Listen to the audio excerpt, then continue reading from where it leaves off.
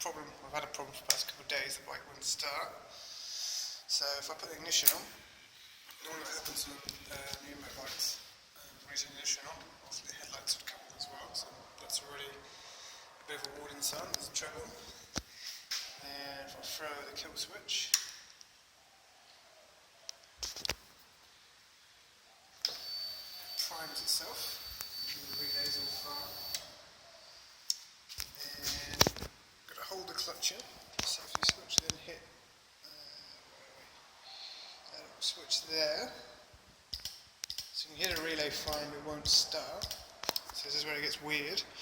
So if I take the handlebars, turn to the right, eventually the parking lights come on. We've got one high beam working as well, but neither of the two low beams will work. So we'll touch it, try again, and it starts to fire. How bizarre.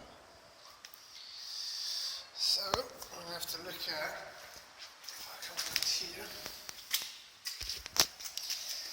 so I don't know if you can see this, there's a wire in here, I'll waggle you around.